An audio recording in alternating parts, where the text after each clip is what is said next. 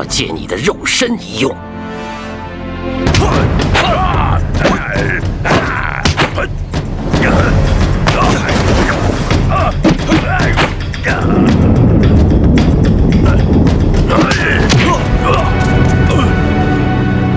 这是什么声音？怎么这么大威力？好像是从山上传下来的。不好！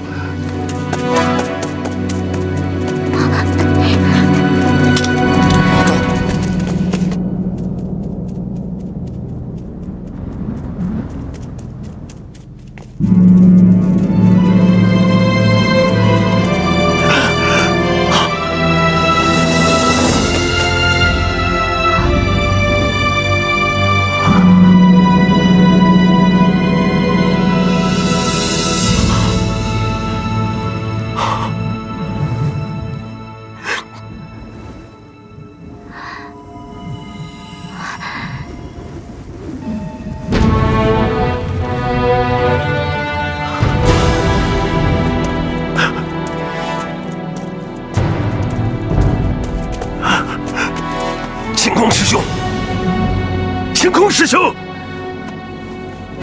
晴空师兄，晴空师兄，晴空师兄！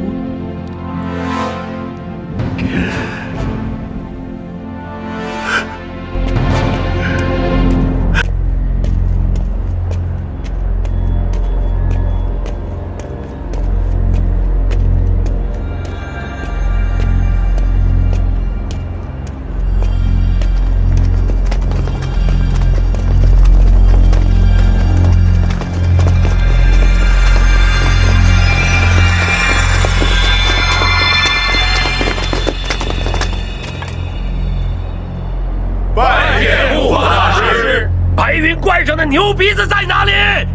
给我滚出来！牛鼻子，滚出来！大师，武当的道兄，你给我记住，从今往后，武当派只有道人，只有牛鼻子，没有兄弟，只有仇人。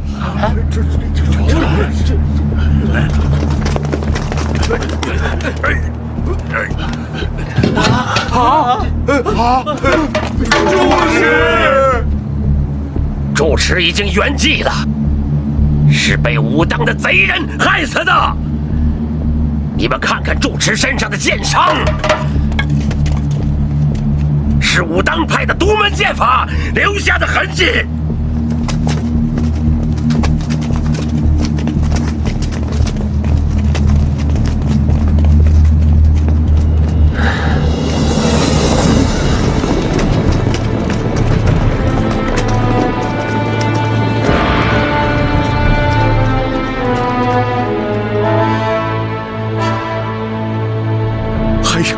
没想到上次在白云观，竟是见大师的最后一面呢。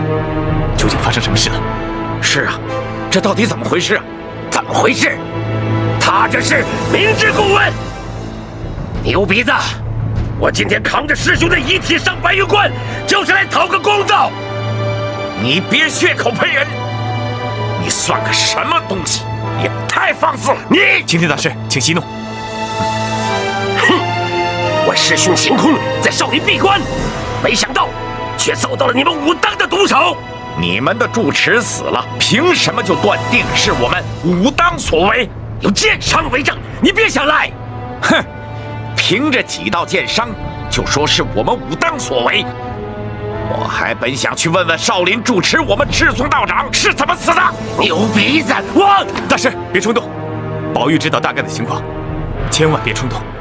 不可妄动，说得轻巧。哼，凶手可曾想过不可妄动？武林大会之前害我掌门，让我少林经受灭顶之灾，是谁下了这样的毒手？哼！我们武当掌门赤松道长究竟是怎么死的？我还正想找你们这些臭和尚问个清楚呢。就算你不来找我，我也会去找你的。你，哎，两位都别激动，凶手是十分歹毒，我们一定要找到真凶。既然大家都见了面，有话好好商量啊！我看这样，能不能让晴天大师到里面慢慢说？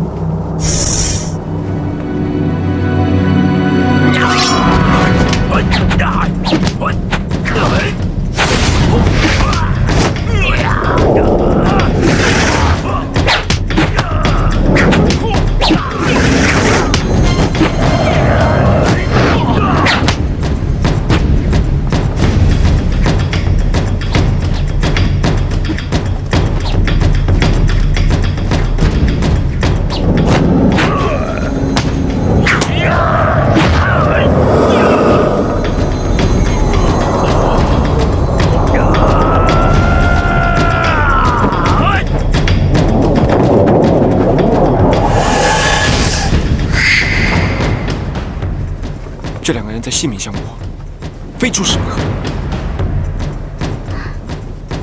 真希望擎天大师赢了那牛鼻子。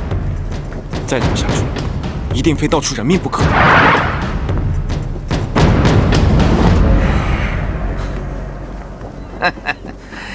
堂堂少林就这点能耐，哼，收拾你绰绰有余。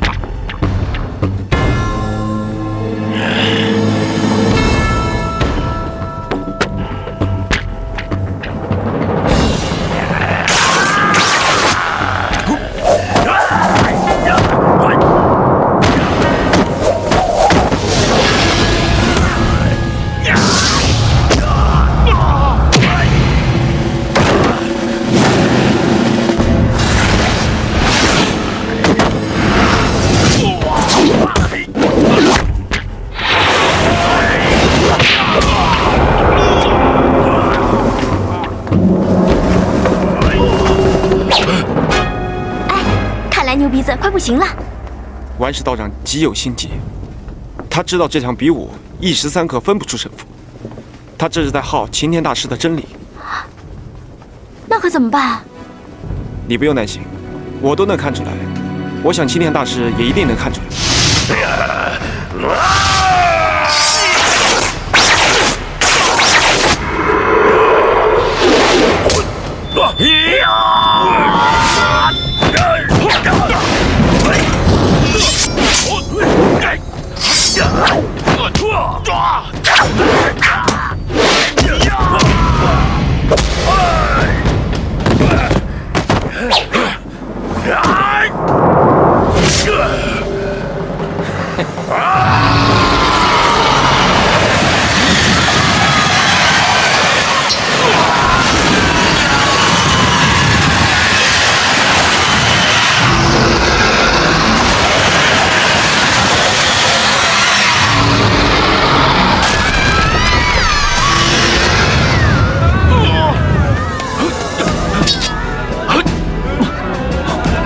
大师，点到为止，不可伤人。拿剑来！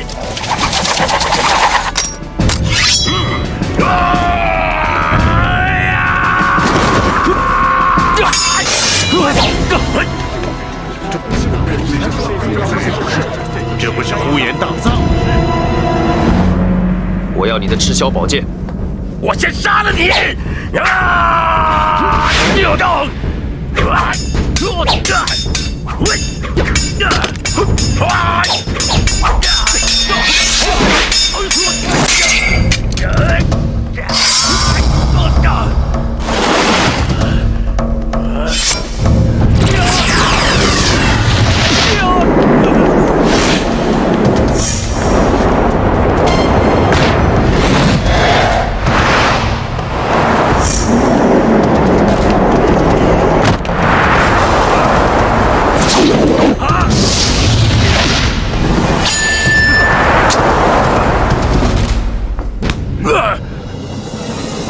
变法。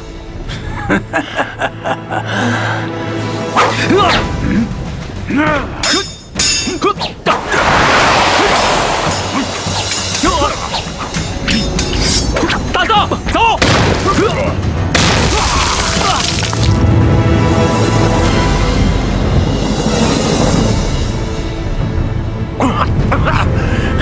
！3天以后就是你的死期！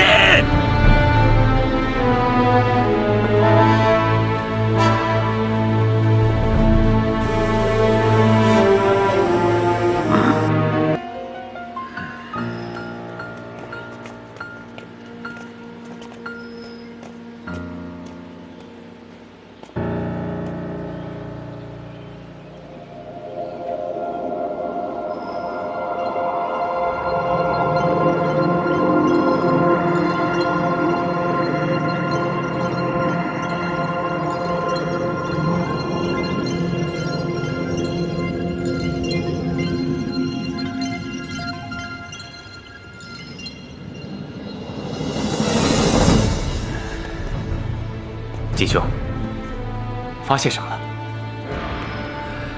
清空大师的五脏六腑都被震碎了。师兄到底是怎么死的？那大师就不是死在无极剑法之下。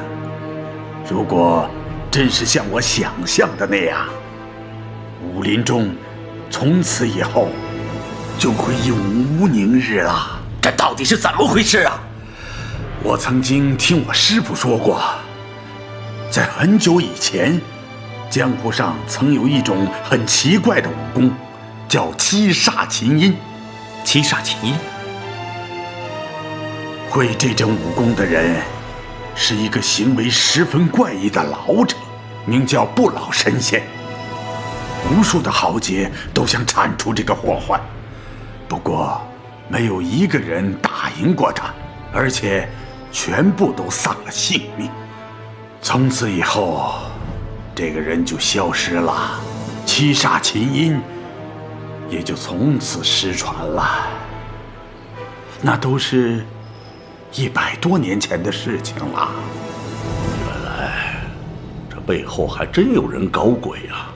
可是到底谁有这么大的本事呢？一定是白水宫那个妖怪。白水宫？你刚才说那个不老神仙就是邪派的大魔头，我们今天的五行魔教，也就是所谓的白水圣母，他的武功十分怪异，就仗着这种武功，把邪派和魔教重新的整合在一起，来对抗我们中原武林。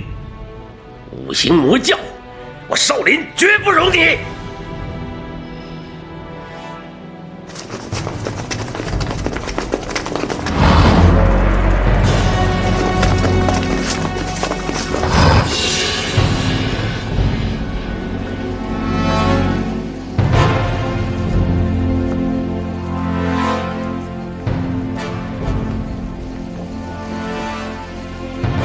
你是什么人？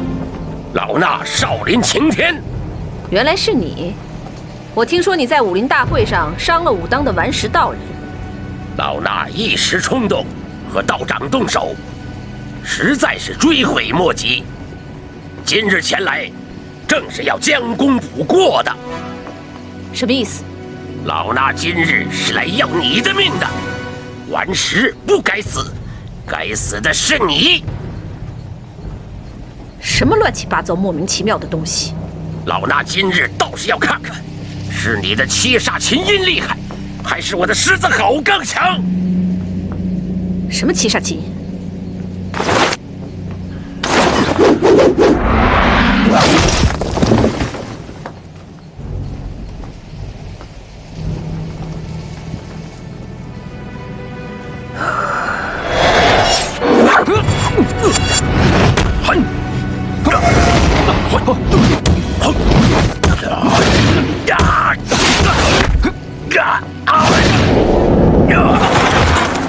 大藏，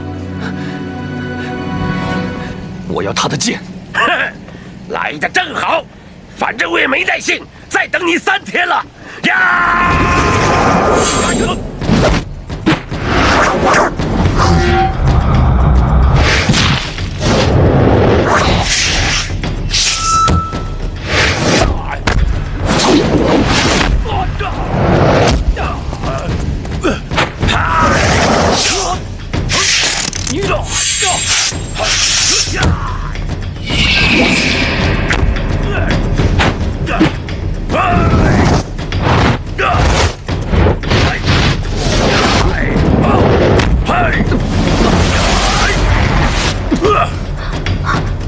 绝招！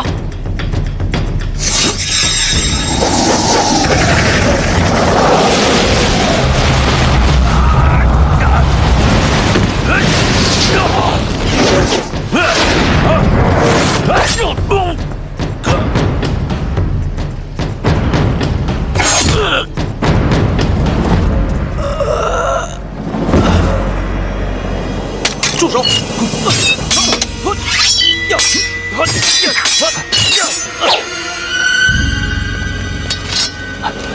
大师，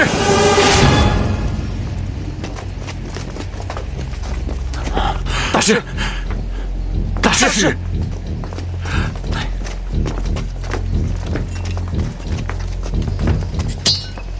怎么，黄河大侠也想争当武林盟主吗？铲除魔教，武林中人责无旁贷。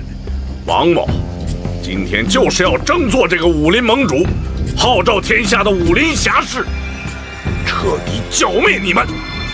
那是你一厢情愿罢了。你有没有福气当这个武林盟主就不一定了。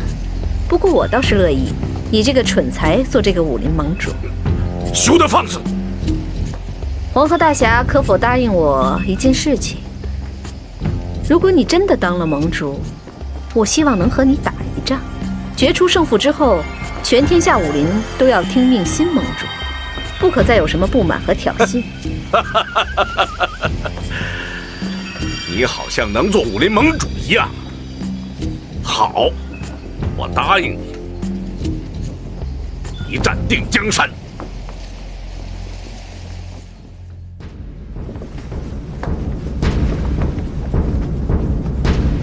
诸位武林同道，武林盟主的推选本来是我们中原武林的大事，五行魔教却来争夺盟主之位，难道我们能够拱手把盟主让给魔教吗？绝不答应！绝不答应！绝不答应！绝不答应！绝不答应！原来我们是想通过比武来选举。可是魔教从中作梗，先是挑起武当和少林的误会，致使顽石道长身受重伤。今天，擎天大师又被蓬莱人所害，他们现在已经围了白云观，要对我中原武林下毒手。我们在这边！我们在这边！我们在这边！我们在这边！我们在这边！我们在这边！我们在这边！对。我们是要跟他决战，但是不能像现在这样一盘散沙。现在我们已经没有时间来慢慢选举武林盟主了，我们更不能像以往那样一个个上擂台来较量。往年总会有不少高手受伤或丧命，我们需要每一份力量来对抗魔教。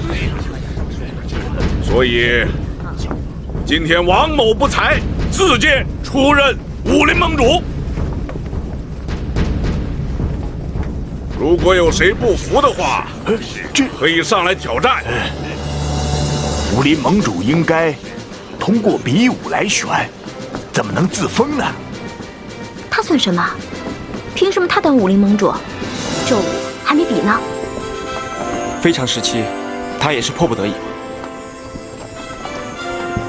王某也是希望在最短的时间里选出盟主来对抗魔教，不知大家意下如何？我反对。奉天，要不是我和擎天比武，怎么轮得上你做武林盟主？做武林盟主虽然不必出自名门，但至少不能跟邪教扯上瓜葛。这位王大侠的母亲，不但身为邪教中人，而且他的女儿还和那个呼延大藏有着扯不清的关系。没错，在下的母亲是魔教中人，我的女儿也因为一时糊涂，与魔教扯上了关系。主儿，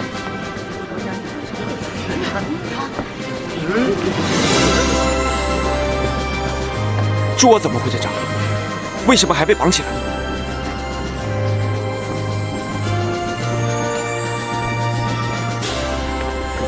珠儿，你是我的女儿，我的亲骨肉，听我句劝，别再执迷不悟了。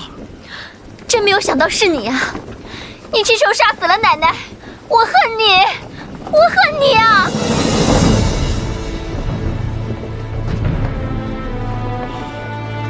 我今天要正告大家，我王颠为了武林正义，已经把我的母亲王大娘杀了。他带人暗闯白云观，杀了许多武当道士。为了武林正义，为了天下人的正义，我不得不这么做。古人尚可大义灭亲，难道我王颠还不如古人吗？今天，我就把我的女儿交给全天下的人，让大家看着发落吧！好，好，好，好，好，好，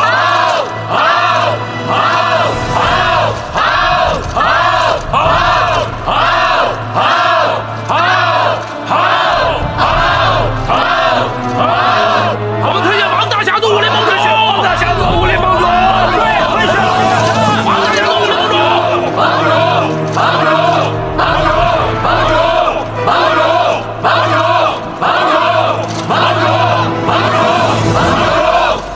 今天我们要做的第一件事就是剿灭魔教。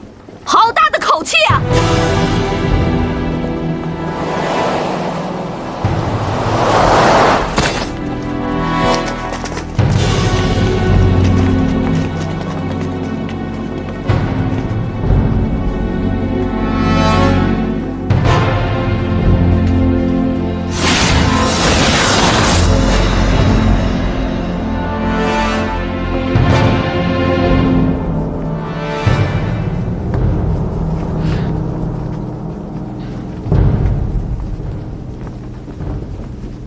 你们设在外面的暗哨都被我拿下了。不过你们不用紧张，我不会对你们轻举妄动。在场的所有武林豪杰，没有一个怕死的。你既然来了，我就告诉你，没那么容易走。你们武林不是最讲规矩的吗？怎么，今天怎么就这么没规矩啊？我要是对你们动手，何必我自己亲自来呢？你到底想怎么样？我不想怎么样，我就是来看看，今天到底谁能当这个武林盟主。我看你王颠有没有这个能耐。现在我可以恭喜你，接下来我可要跟你动手了。也许这个盟主的位置，恐怕要换我做了。别做梦，这里没有你什么事。你休想做武林盟主！对，休想做武林盟主！要想当领袖，靠的是实力，光乱喊乱叫有什么用？怎么样，你们谁敢上来比试啊？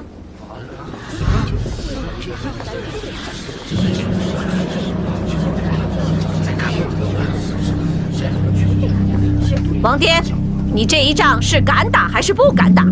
怎么，害怕了吗？你别忘了，我们可是有约定的。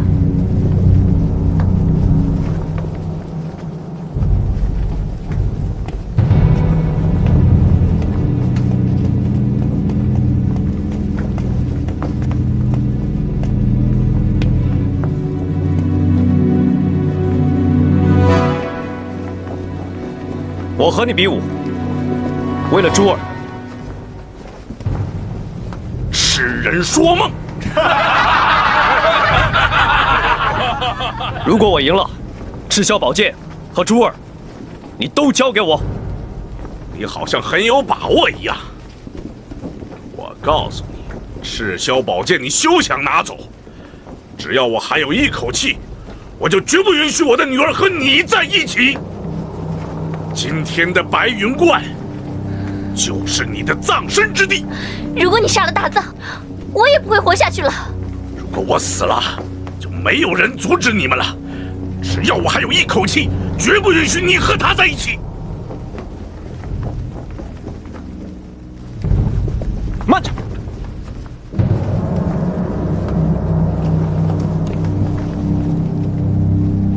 我跟你比试。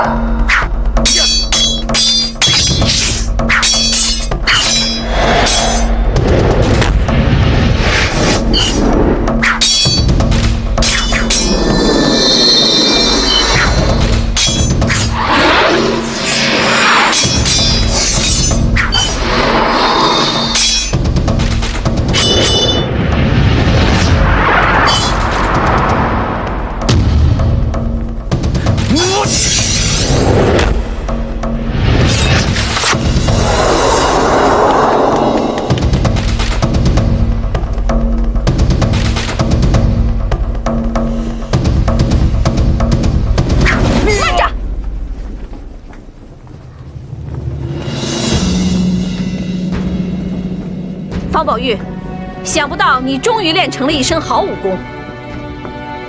王颠，大藏是向你挑战，是为了夺得武林盟主的赤霄宝剑。可这个人有什么资格向大藏挑战呢？难道说打败了他，就等于打败了你，就能得到武林盟主和赤霄宝剑吗？这个蓬莱人杀了我们无数豪杰，这样的魔头，人人得而诛之。如果是比杀人，那好办。只要我一声令下，围山城的火魔神兄弟就会把这儿烧成灰烬。盟主，希望您能同意我和大藏比武。好，今天本盟主特准方宝玉与呼延大藏比武。王颠，这就算完了吗？这未免太荒唐了吧！我可以告诉你，呼延大藏是我的义子，他有权代表我出战。如果他输了，我会马上离开白云观，从此不再涉足中原武林。可这个人和你非亲非故，他凭什么？如果他赢了也就罢了，如果他输了，那你是不是再弄出个李宝玉、张宝玉来？难道我们就一直打下去？是不是要把在座所有的人都杀光，这才算完呢？如果真是这样，那还真不如我现在一声命令，让这所有的人全部死掉。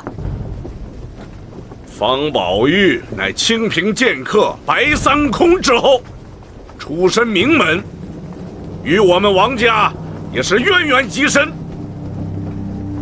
今天我就将小女许配给方宝玉，诸位英雄做个见证。你收了个蓬莱人做义子，有什么资格做武林盟主？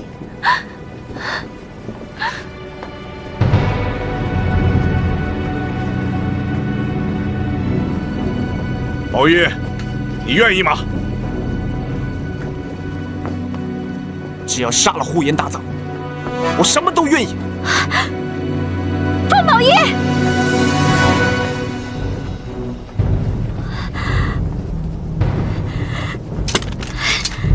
奔月，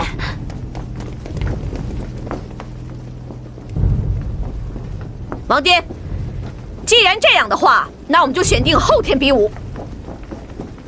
奉陪到底。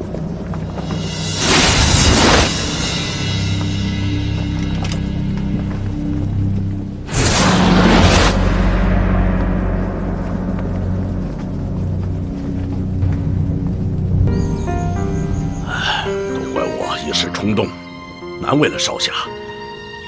要你去出战呼延大藏，当时我武功不济，根本就不是他的对手。那时，眼看着他杀了我外公，残害中原武林，我无时无刻都在想着杀了他。今天老天给了我这个机会，我绝不会放过他的。宝玉啊，虽然你已经练成了旷世神功，但是像呼延大藏这样的高手，你还没有遇到过，更不要说临战经验了，还是要小心呐。今天我们来找你，就是想考考你的武功。多谢各位前辈的鼎力相助。你要小心迎战，我不会手下留情的。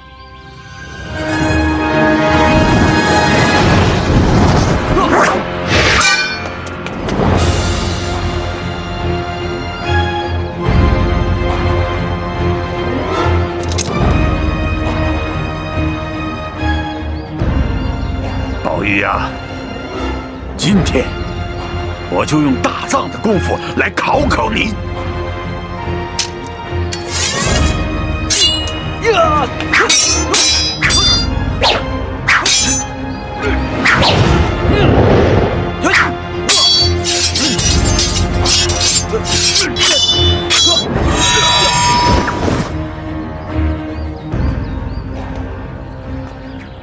金兄果然是天下第一剑客，虽然他不曾和蓬莱人交过手，却可以模仿蓬莱人使出的剑招，分寸也拿得挺准确。宝玉的功夫更是惊人。这孩子因为从小外公不准习武，从来就没有好好练过一点功夫。哎，现在居然能和天下第一高手对决，不可思议呀！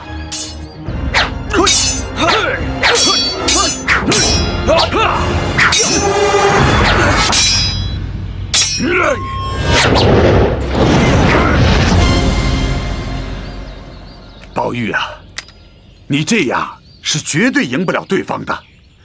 你现在手上只有这套君子剑法，在剑招上是绝对赢不了那呼延大藏的。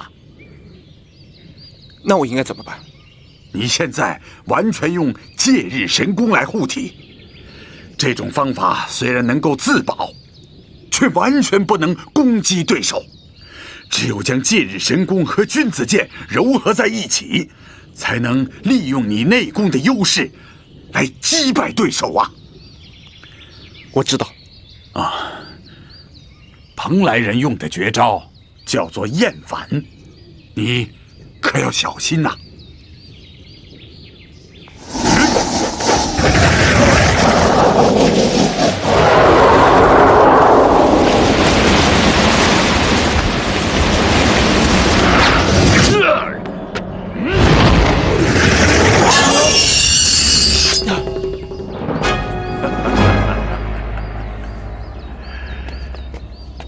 如果破解了厌反，就可以打败大藏。你要记住啊，一定将戒日神功和君子剑融汇到一起，才能够取胜啊！宝玉知道。有了宝玉的神功，就一定能让呼延大藏束手就擒。王大侠，有件事情，希望你一定答应我。啊，走，我们到里面去说。走。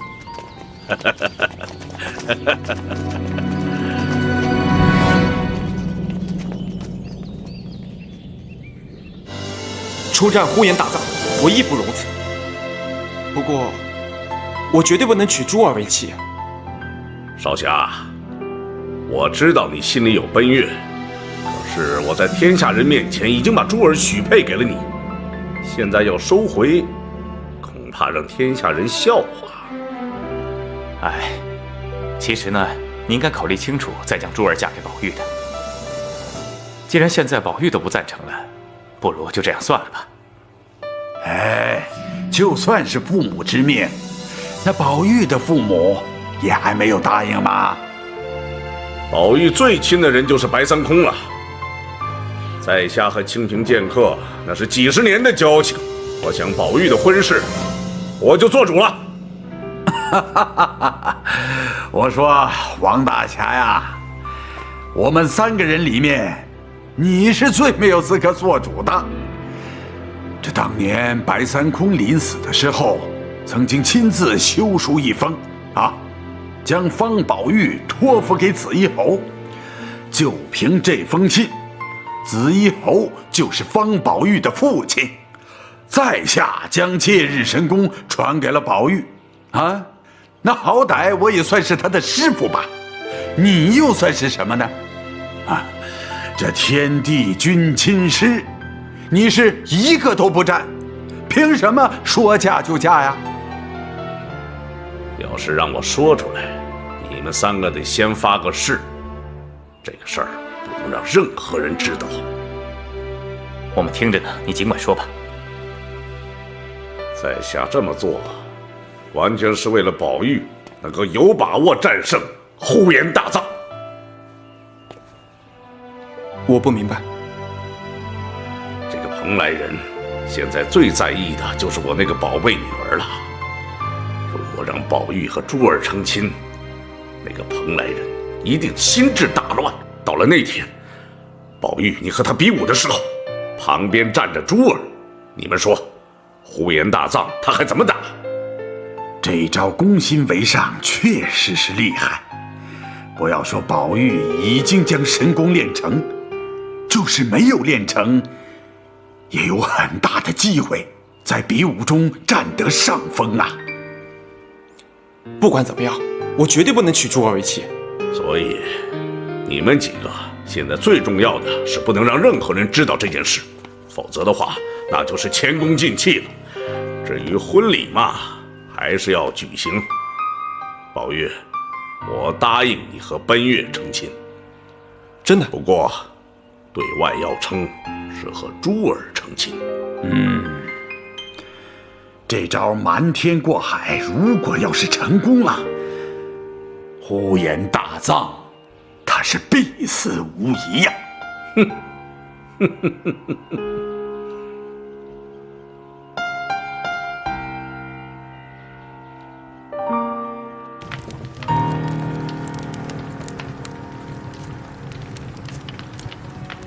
我已经见识过方宝玉的武功，绝非一般的武林高手可比，甚至在紫衣侯、金祖阳等人之上。我担心这场比武啊。上次在白云观，他根本没什么武功，这次相遇完全不一样。难道他学了什么巫术？可能是因为他天赋秉异吧。小的时候，大家都认为他的骨骼和体质，天生就是练武的料。而且他又聪明异常，什么东西一学就会。后来又有了这段奇缘，所以可能才有了现在这样的身手。你为什么那么了解他呢？哦，我之前曾经跟他交过手。那结果呢？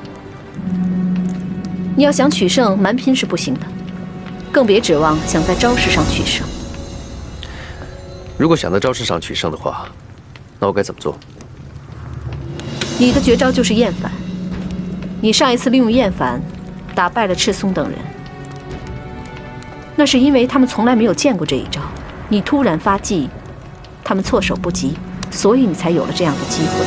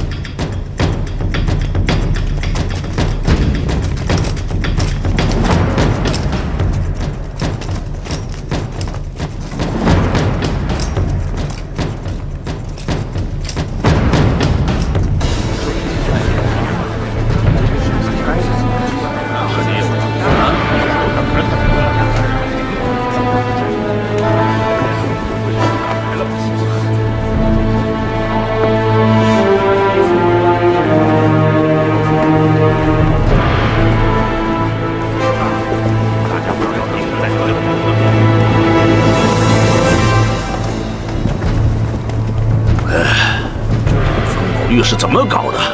怎么到现在还不到？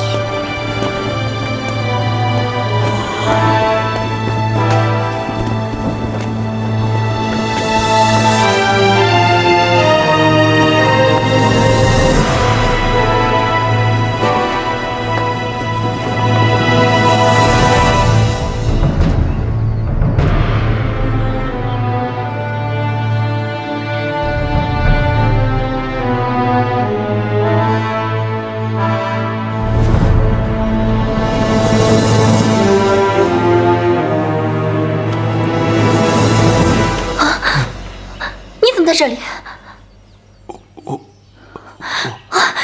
都干了什么？我不知道。你不知道？你走啊！走啊！你走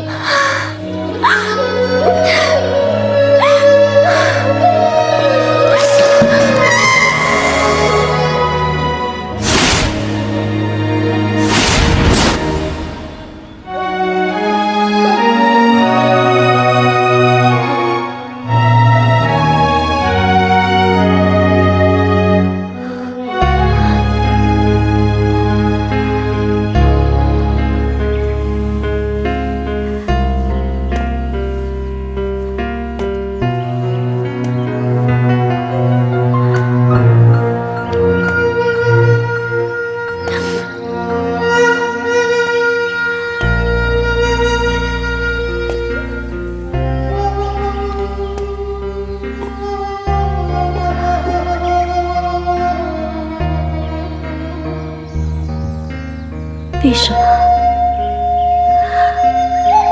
为什么？为什么要骗我？你说我呀！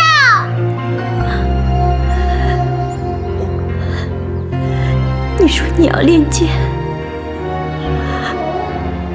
我担心，我害怕，我怕你死在大藏手上。可你为什么跑到他这儿来？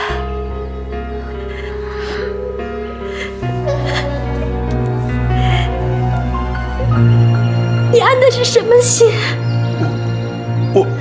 我没有。方宝玉，你是个骗子。你说你会永远爱我，不再让我受委屈。原来都是骗我的。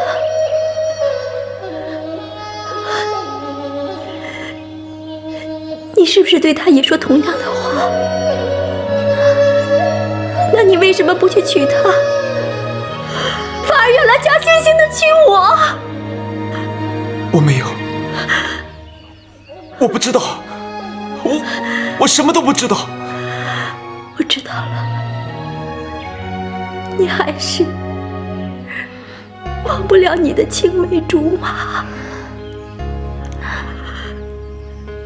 你后悔娶我了，你后悔了。不是这样的。方宝玉，今生今世，我都不想再见到你，我都不想再见到你。本月，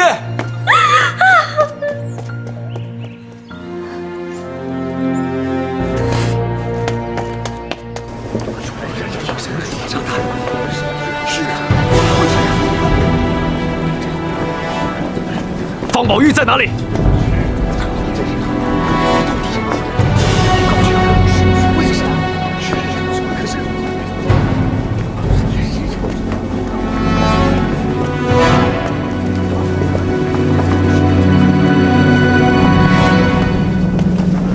本月，本月，本月，你干什么？你杀了我！你杀了我呀！你杀了我！本月，你杀了我呀！本月，你冷静一点。走开！你去跟他享受洞房花烛夜。你不要来管我！不要来管我！珠儿，你和宝玉昨天晚上到底是怎么回事？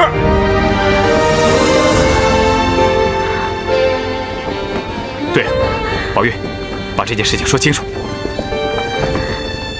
我不知道，我什么都不知道。我不知道为什么会在珠儿的房间。大桑，对不起。方宝玉，是不是真的？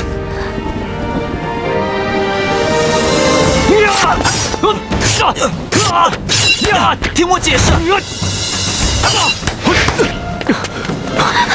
要！不要！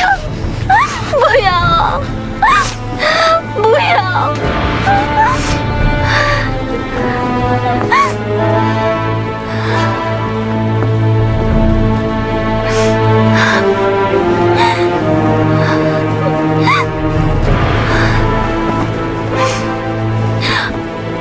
不关我的事。我知道这不关你的事。我说过不会离开你。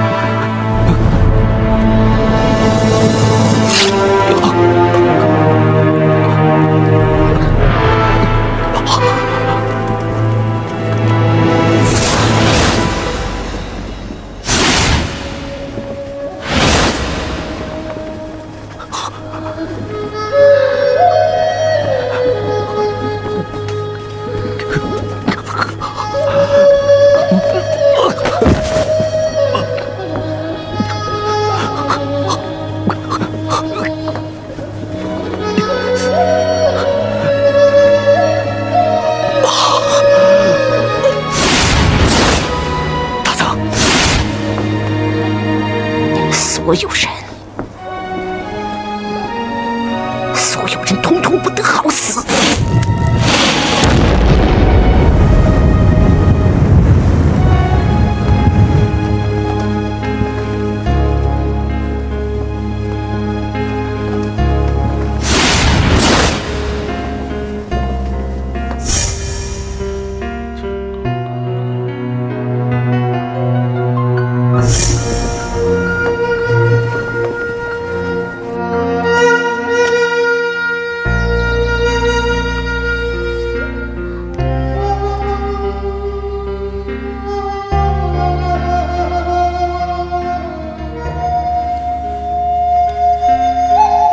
你们两个好好照顾他。是侯爷。发生了这样的事情，你到底有什么打算呢？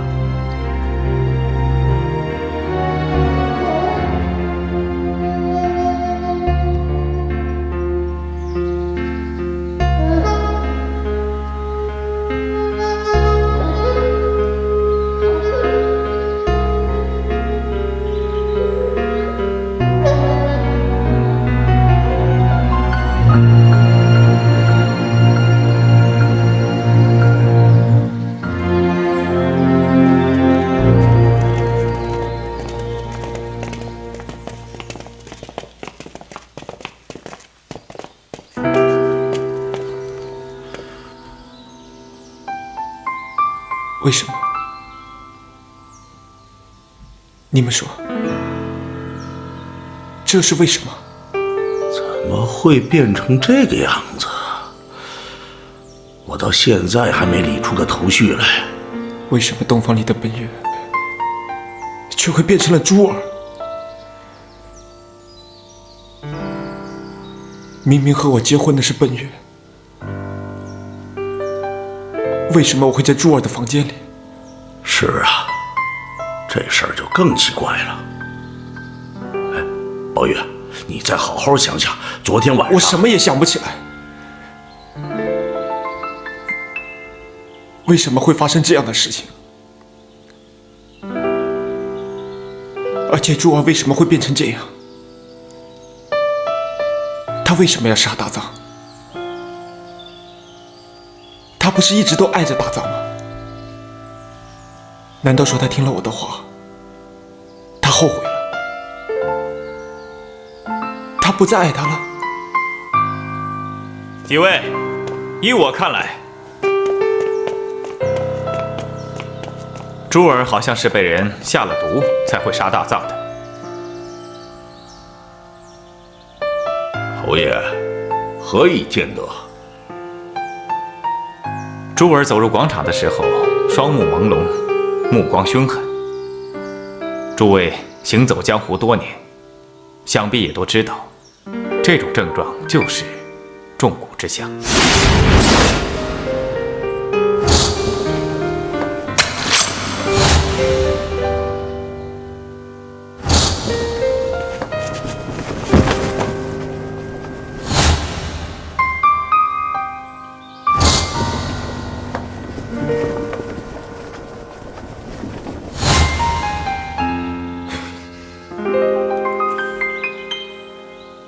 王大侠，侯某刚才说的没错吧？侯爷，你这话是什么意思？若想人不知，除非己莫为呀。金大侠，听你这话的意思，是我王某往自己的女儿身上下毒了？王大侠，明人不做暗事。紫衣侯、金祖阳，你们在这里说话一定要注意一点。王大侠作为武林盟主，怎么会做出这种事呢？邪派人物惯用下蛊伎俩，总是和我们中原正教作对。再说了，王大侠在江湖上做人正派，办事有道义，你们这无端端的指责，是不是也太过分了？对，这种事情最好拿出证据来。啊，这就是证据。这是只有在滇南黑云洞才有的陶罐。这是他们在攻打我酒池肉林时，我装毒虫用的陶片。当年，他们也是为了夺取一批巨宝，曾来找我金某的麻烦。一场厮杀是尸横遍野，到如今，在川南的丛林里还躺着无数的白骨。他们就是被我们下了蛊，自相残杀而死的。哼，这就是证据。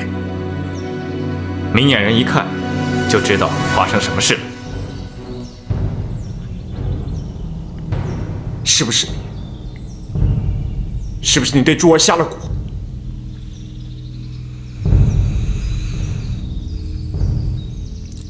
我王某能够得到各地武林人士的垂青，推举为武林盟主，感到十分荣幸。虽然是义不容辞，可确实是有违我独往独来、与世无争的个性。盟主侠义心肠，路人皆知。盟主肯为武林放下坚持，实在是武林之福啊！这几天，白水宫五行魔教肆无忌惮地驻扎在山下，搞得武林上下人心惶惶，坐立不安。我也是前思后想，只能在情和义上选择其一了。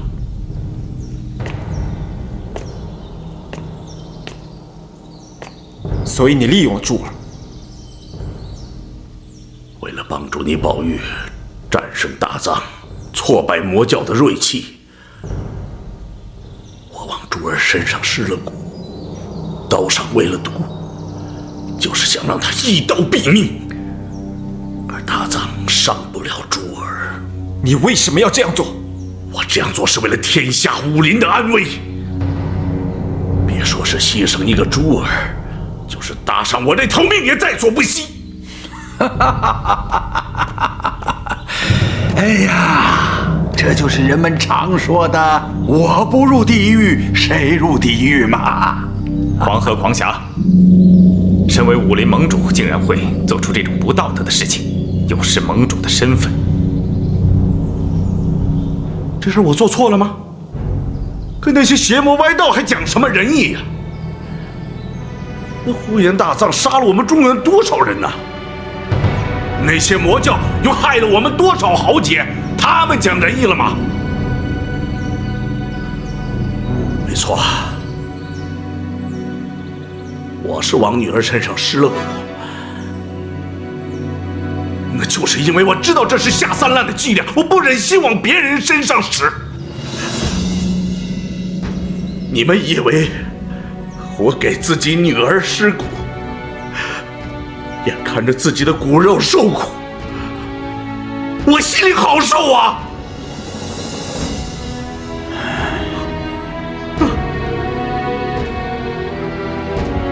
那昨天晚上，我和珠儿的糊涂账，也是你的幕后操控。我做这事对我有什么好处吗？对于昨天晚上的事情，我和侯爷也是想不通啊。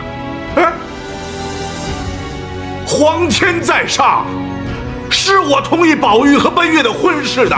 我要是在背后再做任何坏事，天打五雷轰，万箭穿心。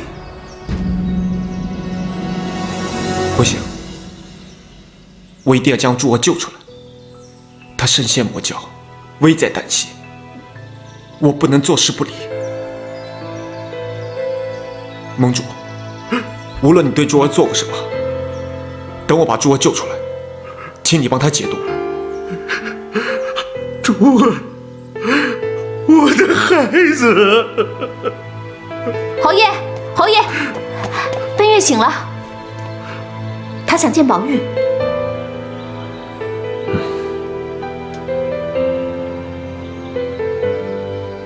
你要去哪儿？你要去哪儿啊？有什么话等侯爷回来再说，好不好啊？听话。你放开我，奔月，你听话。我不想留在这儿，我要走。哎，奔月，奔月。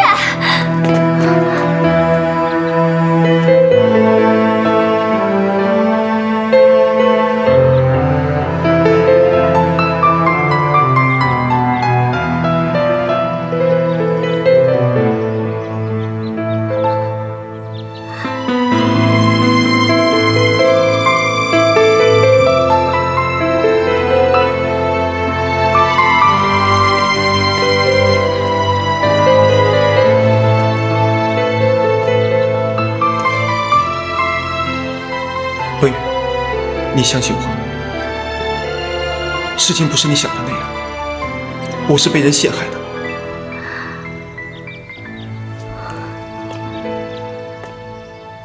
被人陷害？那你告诉我，是谁陷害的你？怎么陷害的？我不知道，但我肯定，我看到的人是你，绝对不是珠儿。我发誓，我向天发誓，我看到的人是你，绝对不是珠儿。你相信我，你一定要相信我。我怎么相信你？你让我相信，是我喝醉了，是我看错了，还是你被迷倒抬到珠儿床上？你让我怎么相信你？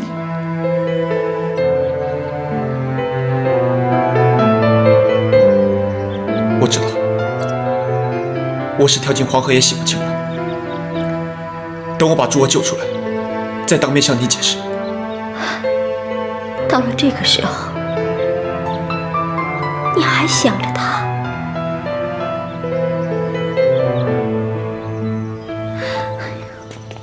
啊，侯爷，奔月，珠儿现在身中蛊毒，落入魔教手中，我不能见死不救。那好，我问你，你爱我吗？我当然爱你，天地为证，日月为鉴。好，既然你爱我，我们现在就走，走得远远的，什么都不要，什么都不理，现在就走。没有仇杀，没有江湖，没有珠儿，没有任何人。本月，你冷静一点，这个时候我不能一走了之。等我把珠儿救出来，解了身上的蛊毒，也许一切事情都清楚了。你难道不希望把事情弄清楚？你难道希望这样难过一辈子吗？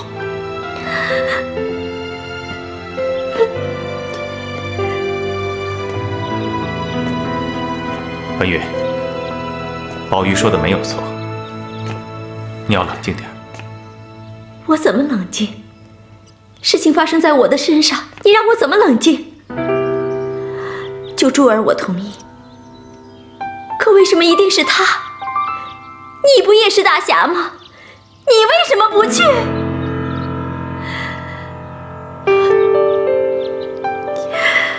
我问你，你是要去救珠儿，还是跟我走？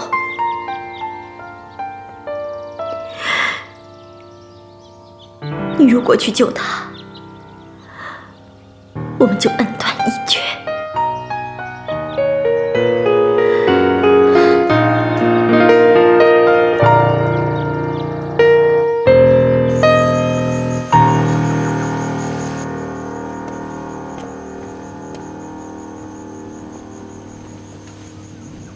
道上有毒，而且已经开始蔓延，若不尽早医治，可能性命不保。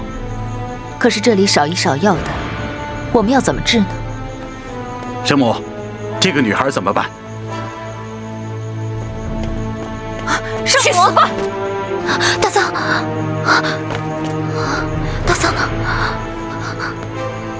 大藏不是跟宝玉去决斗了吗？大藏他，大藏是不是发生什么事了？大藏发生了什么事你不知道吗？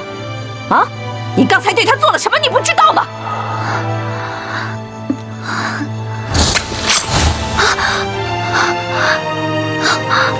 大藏，我怎么会忍心刺你一刀呢？你快点起来啊！你不要和我开玩笑了，快起来！快点起来啊！珠儿，你怎么会对大藏下这么狠的毒手呢？我不记得了，我控制不了自己，我都不知道发生了什么事情。大藏，他中了蛊毒，可能被别人利用了。蛊毒？多半是白云观的人干的。他们知道方宝玉打不过大藏，所以就派珠儿来刺杀大藏。中了蛊毒的人，行为和思想完全被别人控制，自己什么也不知道，就好像一个完全听命于人的木偶。所以失去记忆的事情常常会发生。我看珠儿已经完全忘记发生的一切。这些卑鄙小人，无耻之徒！这笔账，白水宫一定会跟他们算清楚。圣母，属下以为我们应该大举攻山，把所谓的名门正派一网打尽，就凭我们现在的力量，完全可以消灭他们。到时候，我们五行神教称霸武林，就可以成功了。千万不可！现在是我们受创，而且已经选出了武林盟主。抛开武林各派不讲，单说是金祖阳和紫衣侯，就够我们对付的了。白云观虽然有很多高手，但是和我们训练有素的队伍比起来，相差很远。我们不和他们单打独斗，只要调度有方，我们就可以把他们全部歼灭。这不可能。如果没有选出武林盟主还好说，但是现在情况不一样了，他们有了统一的号令，就更难对付了。金祖阳和紫衣侯，他们都是置身事外的人，一般情况下是不会帮武林正派的忙的。如果我们攻得紧，那就很难讲了。而且，现在大藏身负重伤，我看还是先退吧。好，就照木狼说的办。你们马上准备撤回白水宫。圣母，此刻正是剿灭少林和武当的好机会，我们不能因为这一个人而改变我们的全盘计划。你如此鲁莽，我们如何能成功呢？这个蓬莱人身中剧毒，已经无药可救。他一个人的性命可以不要，但是我们五行神教称霸武林的大事不能改变。你说什么？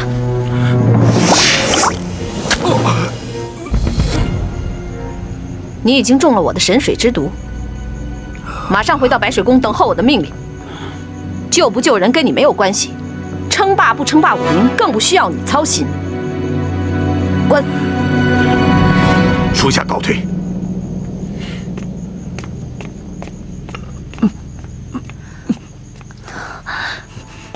大藏，大藏，再这样下去，大藏就会命在旦夕的。我们到底该怎么办？现在当务之急是赶快离开这儿，找个落脚的地方。我想白云观里一定有人知道如何解大藏身上的毒。如果我们就这么走了，恐怕大藏会更加的危险。现在白云观里能救大藏的只有他了。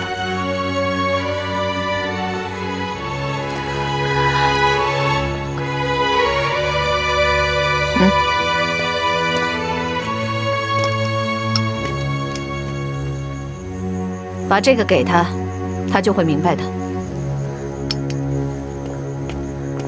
好，我明白了。那我们就在离这里10里的柳城会面，那里有个麒麟客栈，是五行教的地方。我这就去。等等，一定小心。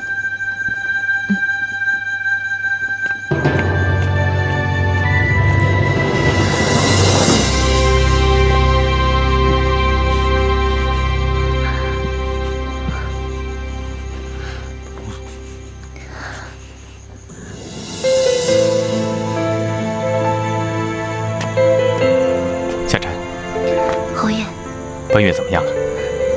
小点声，他睡着了。我们等金大侠一到，就可以马上离开了。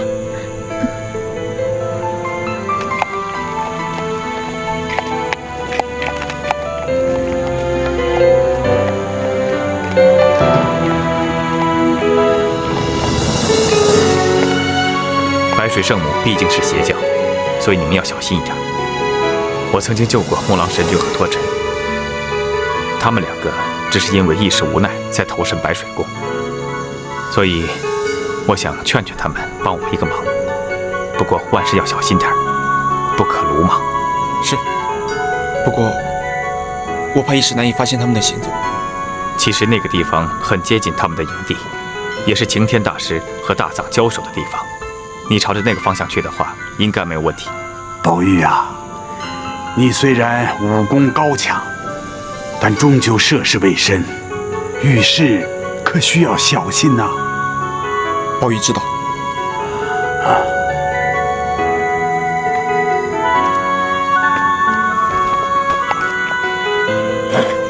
等我把一切办妥，一定给奔月一个交代。好。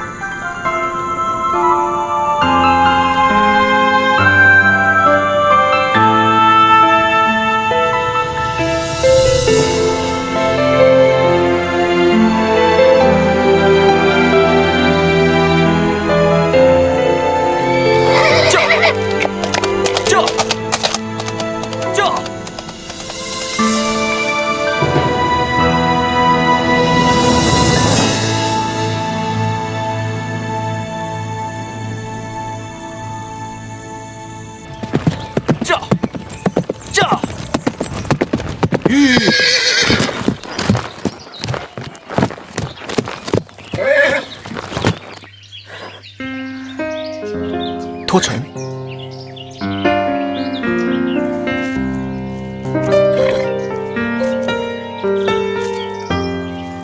原来你也是为了救人。大藏身中剧毒，现在危在旦夕。白云观上也只有侯爷还可能会帮忙。他们已经离开了白云观。离开？他们去哪儿了？你愿意帮我救珠儿吗？珠儿身中蛊毒，所以才会刀伤大藏。要不是木狼神君提醒我们，恐怕白水圣母早就杀了他了。珠儿怎么样了？被关起来了。王颠身为盟主，下手实在太狠，是他在珠儿身上下了蛊。怎么是他干的？他用的蛊毒，金大侠和侯爷都曾见过，但一切发生的太快，他们根本没法阻拦。这是什么样的父亲？怎么会对自己女儿下这种毒手呢？侯爷说过了，你和木狼神君都是迫不得已才加入了白水宫。我希望你帮我救珠儿。其实相处久了，你会发现白水圣母这个人并不坏。今天既然是这样的局面，你要救珠儿，我要救大藏，不如我们来做个交换。怎么交换？我告诉你白水圣母和珠儿的下落，你告诉我紫衣侯在哪里。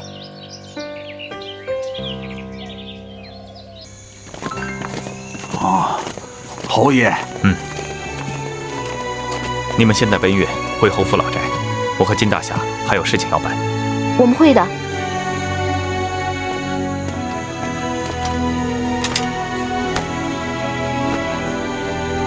路上小心。我们知道了。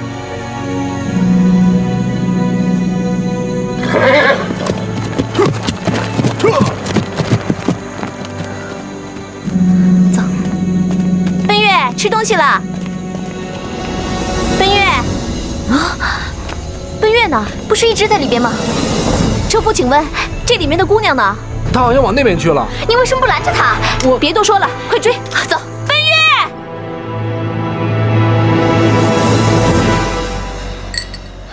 你怎么老是不听我的劝告呢？我都警告过你多少次了？我跟你说过，跟他在一起，你不会有什么好结果的。看看你，搞成现在这个样子，多傻呀！我为什么会在这儿？珠儿刺了你一刀，刀上有剧毒，所以我带你在这里疗伤。珠儿在哪儿？你现在还想着他？我要去找他。你给我躺下！快躺好了啊！他没事的，我已经把他给抓回来了。他也挺可怜的，被那些坏人陷害，中了蛊毒。珠儿中了蛊毒，中了蛊毒的人就会丧失理性，被施蛊的人控制，去做一些违心之事。你一时半会儿也不会明白的。再说，你现在这个样子，怎么去看他呀？他会不会有生命危险？你担心自己行吗？你放心好了，托尘啊，已经去找解药了。我相信他一定会有办法的。这麒麟客栈是我们五行教的客栈，你在这里会比较安全。我带你在这儿待几天，然后再回去。为什么要在这里？这麒麟客栈呀，它地处在柳城比较偏僻的角落，在这里养伤比较合适。在这个不远的地方有一处望崖，风景特别好。我要是没事的时候，我都来这儿小住几日，来欣赏这里的风景。你是怕我的伤受不了路上的颠簸？我的伤真的很严重吗？没有，你不用担心。大藏，你放心，这柳城大大小小药不中的灵药，我一定都会给你买回来的，不会有事的，你一定不会有事的。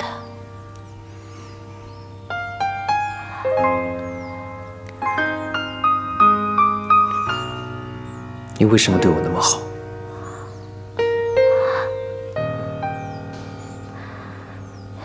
你先休息一下，我等会儿再来看你。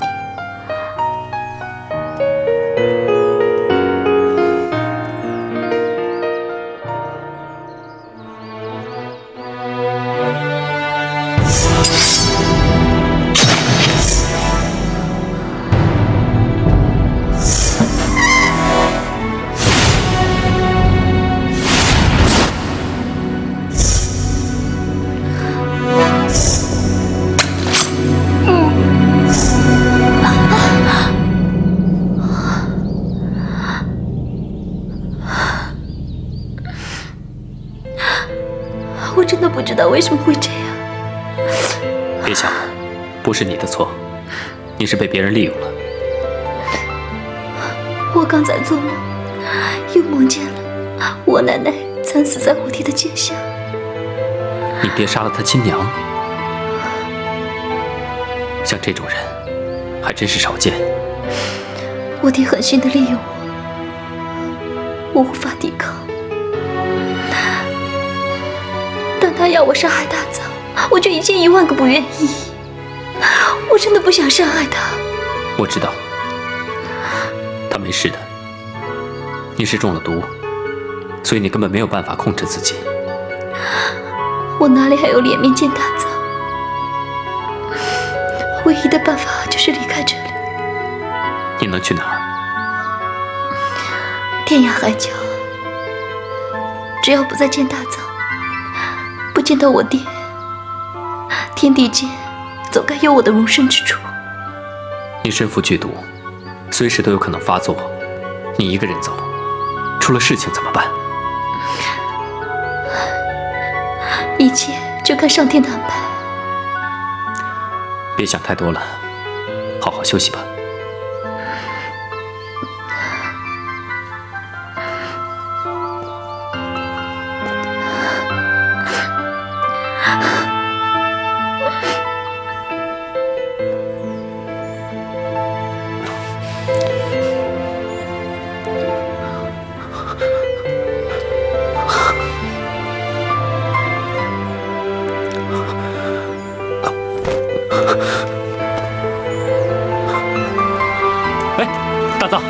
你要去哪里？珠儿在哪里？我想见她。你知道你的伤有多重吗？而且你的伤口刚刚上过药，你要见她跟我说就行了。她在隔壁。哎，大藏，大藏！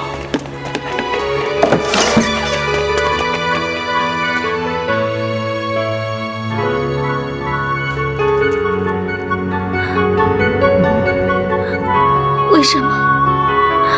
为什么我和大藏经历了这么多阻碍，却还是不得不分开？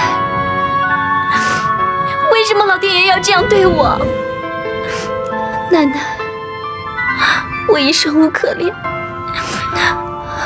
让我去陪你吧。大藏，我们来世再见。珠儿，你们不要过来！珠儿，不要做傻事。我不用你们管，你们快走！我不想害你啊！你真的舍得我吗？我被爹软禁的这些日子，度日如年，寝食难安，没有一刻不想着你。没有你，我根本不想活在这世上。我又何尝不是呢？我天天想着把你救出来。但现在不可能了，我们没有将来了。没事的，只要你蛊毒一解，就没事了。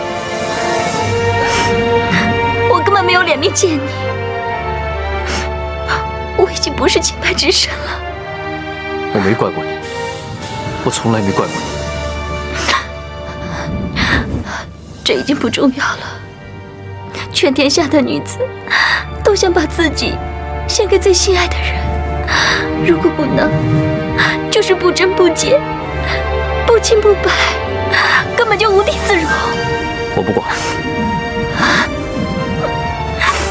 只要能和你在一起，我不介意，我什么都不计较，我什么都不计较。珠儿，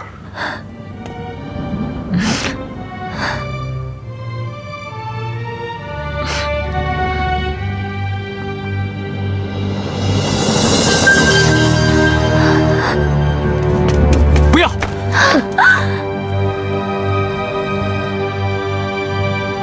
你为什么那么傻？你死了我怎么办？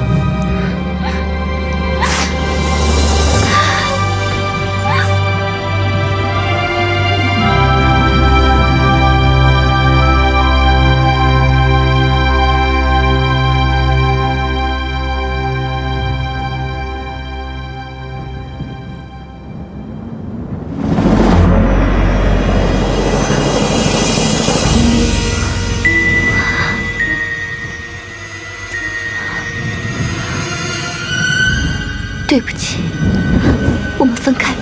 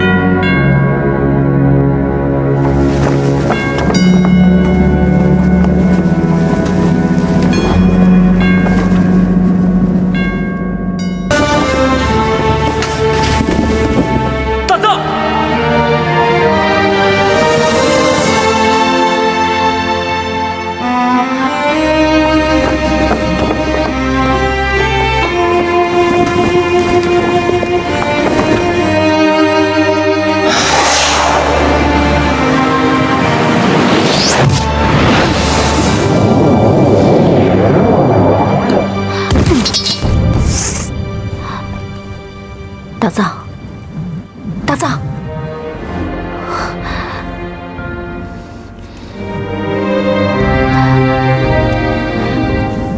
大藏，大藏，你不可以杀他。我要杀人，没人能拦得住。他是因为中了蛊毒，所以才会狂性大发。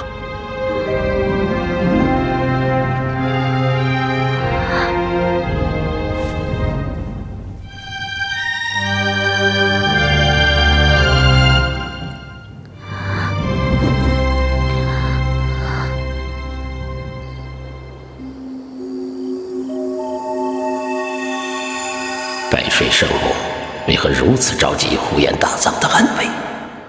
他现在已是半个死人了，还有什么利用价值？魔教教主原本已经封锁了白云关，可是为什么人多势众，不大举攻山，反而撤走了？他葫芦里究竟卖的是什么药？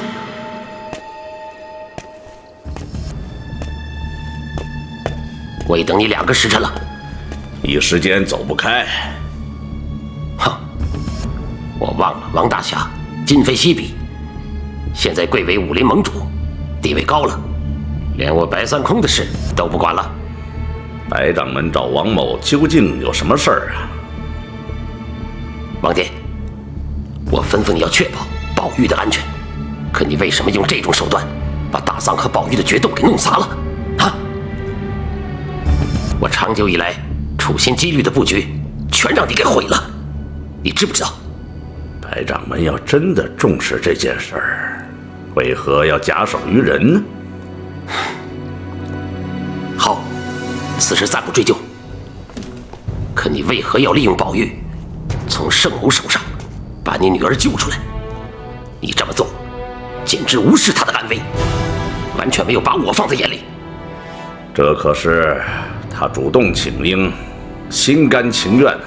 我派人去协助他，还被他一口拒绝了。所谓艺高人胆大嘛，今天的方宝玉不得了。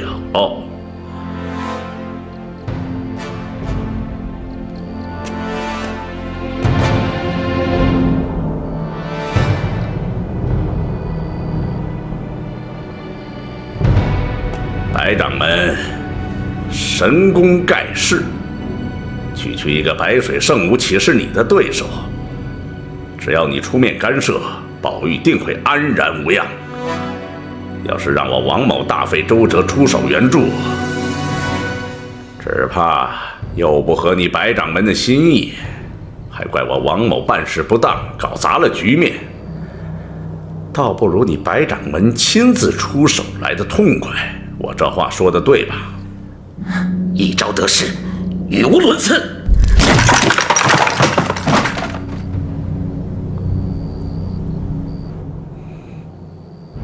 哼！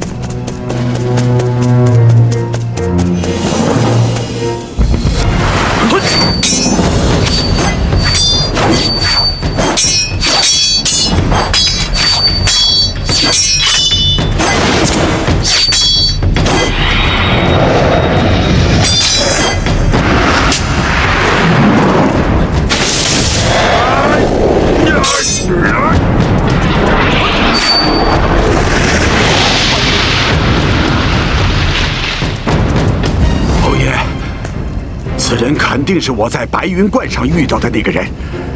这武功如此之高，这在当今武林能有几人呐？他和王殿谈了很久，只可惜他一直蒙着脸，没看清他的面目。从他的剑法，你是否看出一些端倪呀？很难琢磨。这倒让我想起一个人来呀。谁？白三空。什么？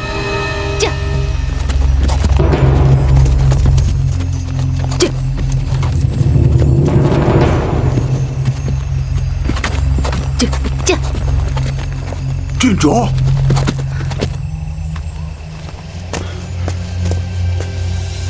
金大侠，侯爷，你怎么会在这里呀？我是来替圣母传话的。他有什么要说的？相信侯爷应该知道，大藏身中剧毒，命在旦夕。我和圣母就是希望侯爷能够帮忙找到解药。大藏虽然做了很多对不起武林中人的事情，但他毕竟是为了完成师父的遗愿。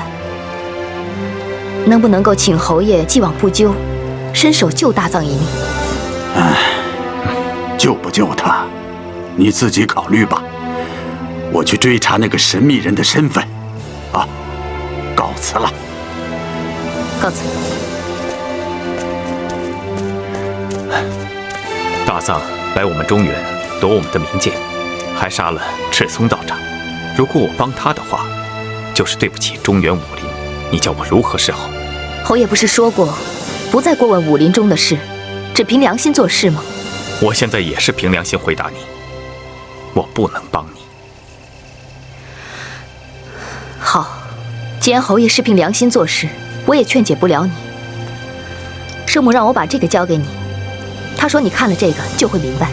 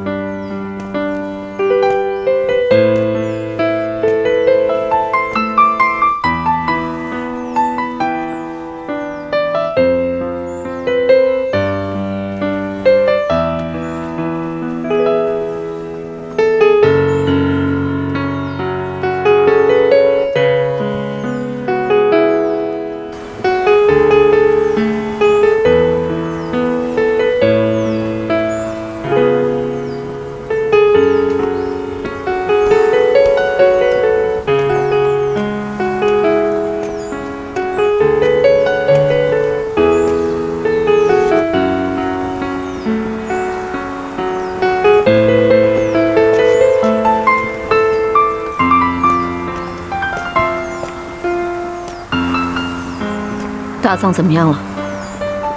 刚刚愈合的伤口又裂开了，而且越来越严重。毒素本来未伤其经络，侵入五脏六腑，现在遭他这么一掌，离鬼门关是越来越近了。一切都看脱尘的了。把他给我看好了。你要去哪儿？我要上白云观，我要将白云观所有的人杀掉，我要搜遍所有的地方，直到找到解药。脱尘已经去了，我们耐心等一等，做事情不要太冲动。等？我可以等，大藏不能等。脱尘去了这么多天，一点音讯都没有，看来紫衣侯绝不会听他的话。现在只有我出马，才可能有一线希望。你在这儿把大藏看好了，如果他要是出任何事，我唯你是问。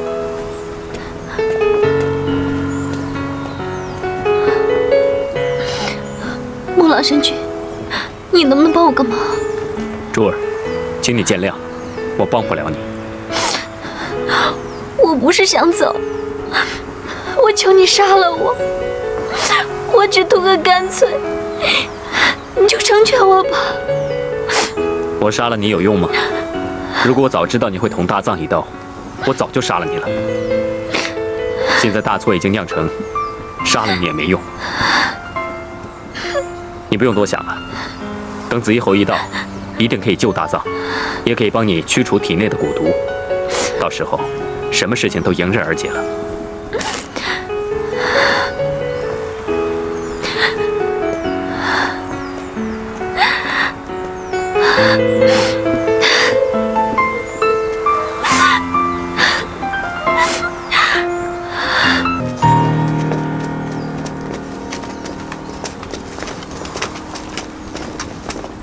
侯爷，侯爷，奔月去哪儿了？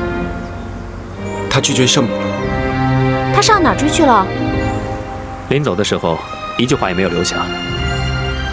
侯爷，请放心吧，圣母答应不会伤害奔月，一定言出必行。侯爷还是先看看大藏的伤势。好，这件事就由我一个人承担。多谢侯爷。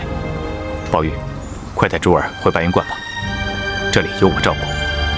那我先送他们出去。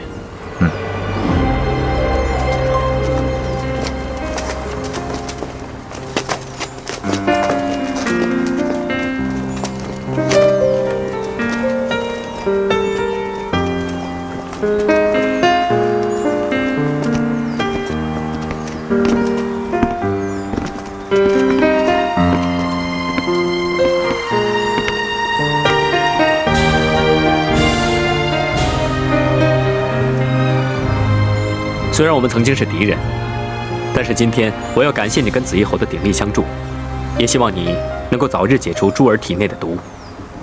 一路顺风。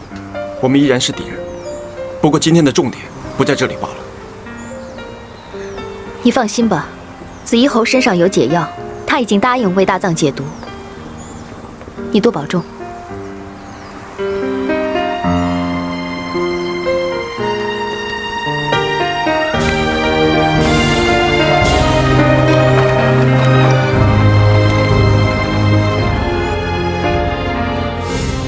纷纷扰扰江湖事，风风雨雨无绝期。有人的地方就会有江湖，有江湖就会有风风雨雨。方宝玉将来会是个人物。真不知道这一切什么时候才能结束，天下所有的人都可以过太平的日子。太平的日子？可以啊。如果把那些武林的盟主、帮主全部铲平，听一个人的号令，那江湖就太平了，天下的人也就真的太平了。你该不会是也想争夺武林盟主的位置吧？经历了这么多事情，你怎么还不明白？有了权力，你就能够主宰自己的生命，就不会像棋子一样随便被别人摆布。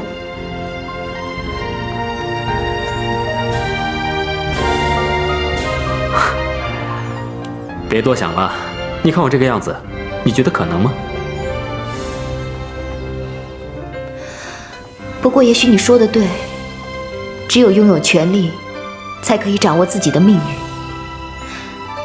你看奔月跟宝玉，还有大藏跟珠儿，他们都是权力斗争下的牺牲品。其实我以前对圣母的所作所为是很痛恨的。我觉得他对青木堡斩尽杀绝，下手太狠了。可是你看看现在的武林，什么推举盟主、武林大会，这简直就是胡闹啊！真的要有人出来好好的管一管了，要不然继续听着那个满口仁义道德、一肚子男盗女娼的王颠统一天下，哼，你觉得这样的江湖会好吗？你放心吧，这个世上一定是恶有恶报，好人一定会有好报的。哎，没想到你真的把紫衣侯请来了。你请来紫衣侯给大藏治病，是不是还想着大王所托，要把他请回大宛国？侯爷是不可能去大宛国的，但是我心目中还有一个更适合的人选，就是圣母。圣母？圣母精明能干，又有雄才伟略，她才是做国师最好的人选。你问过他了吗？还没有，不过我想他是不会答应的。真的很奇怪，他跟奔月是到哪里去了呢？为什么紫衣侯一来，他们反而匆匆的离开呢？木朗，经过了这段武林厮杀的日子，我一直都在想，到底什么时候我们才可以过自己平静的日子呢？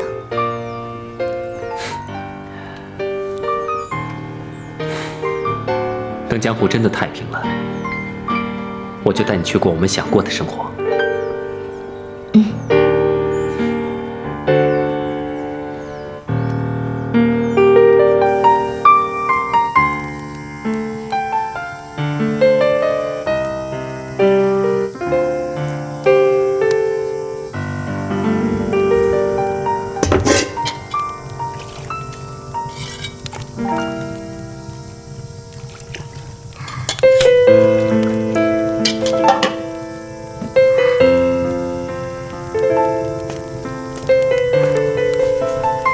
圣母，我想求你一件事儿。说吧。我想求你别恨宝玉，别找他算账，别计较他打伤了你。我不会怪他，我怎么会怪他呢？那你呢？你能原谅他吗？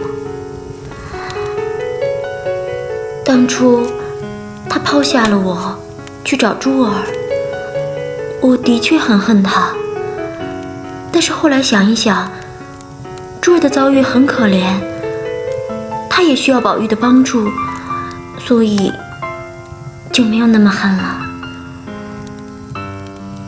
你还爱他吗？我心里还是有点放不下他。我明白。对于发生过的事儿，我的确很生气，他也确实做错了。我从来没有听说过有谁会在洞房花烛之夜进错洞房的。看他的样子，老老实实的，不像在说谎。也许错真的不在他呢。我看得出来，他对珠儿只是尽责任，他的心还是向着你的。圣母，我觉得您是真心真意关心大藏的，但有时候我觉得你也很关心宝玉，这是为什么呀？您的心里到底藏了多少秘密啊？您这么善良的一个人，为什么总在人前装出一副穷凶极恶的样子呢？有很多秘密藏在我心里已经数十年了，你是不会明白的。如果您想说，我愿意聆听，但是我可以发誓，我绝不会告诉任何人的。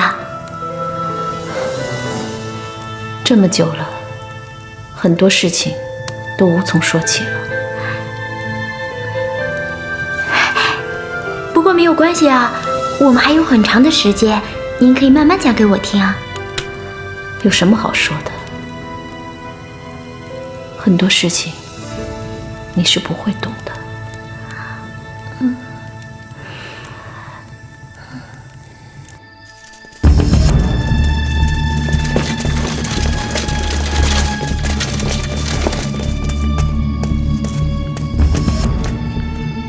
看清楚了，看清楚了，我们真的要这么做吗？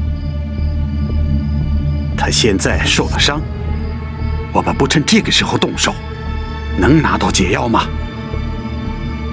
他对我们不仁，我们就对他不义。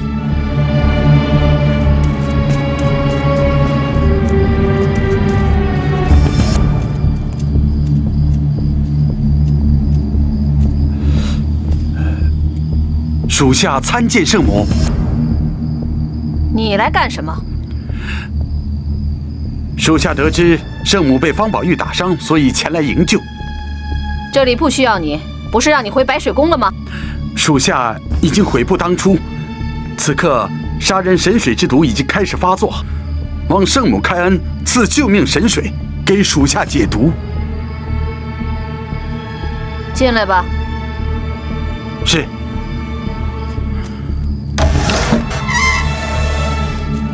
气息顺畅，步伐沉稳。你肯定毒已经发作了吗？属下已经感到口干舌燥，浑身发烫，还望圣母看在多年主仆的份上，给属下解药吧。救命神水现在不在我身上，如果你需要解药的话，等我办完正事儿再回白水宫为你解毒。圣母是要去救呼延大藏吧？倘若这样，倒不如把奔月交给我们带回白水宫加以看管，这样圣母就可以专心的照顾大藏，也没有后顾之忧了。